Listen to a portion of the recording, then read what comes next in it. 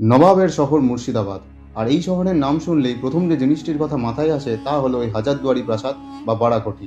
1717 সালে বাংলার প্রথম নবাব মুর্শিদ কুলি খাঁ এই স্থানে তার দুর্গ নির্মাণ করেন, যার নাম দেওয়া হয় কিলা নিজামাত। কিন্তু কালের নিয়মে সেই কেল্লা ধ্বংসপ্রাপ্ত হলে 1829 থেকে 1837 সালের মধ্যে নবাব নাজিম হুমায়ুন ঝায়ের তত্ত্বাবধানে এই স্থানে গড়ে ওঠে এই প্রকাণ্ড প্রাসাদ। প্রাসাদে মোট 1000টি দরজা আছে, যার মধ্যে 900টি আসল ও 100টি নকল।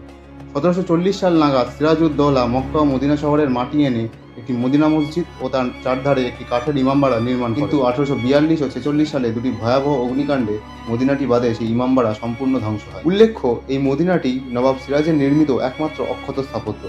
পরে 1847 সালে নবাব মনসুর আলী খাঁ একটি নতুন মদিনা সহ বড় ইমামবাড়া নির্মাণ করেন, যা পৃথিবীর সবচেয়ে বড় ইমামবাড়া বলে গণিত হয়।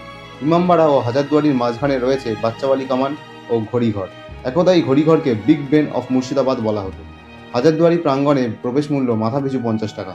প্রাসাদের ভিতর রয়েছে একটি সুসজ্জিত সংগ্রহশালা, যেখানে আপনারা দেখতে পাবেন নবাবদের ব্যবহৃত পোশাক আশাক, অলংকার, পালঙ্ক, সিংহাসন থেকে শুরু করে ঢাল, তলোয়ার, বন্দুক, কামান আদি অস্ত্রশস্ত্রের এক বিশাল সম্ভার। ভিডিওটি ভালো লাগলে লাইক, শেয়ারের পাশাপাশি দ্য বং ট্রাভেলারকে ইউটিউবে সাবস্ক্রাইব এবং ফেসবুক ও ইনস্টাগ্রামে ফলো করতে ভুলবেন না। দেখা হচ্ছে মুর্শিদাবাদের পরবর্তী পর্বে।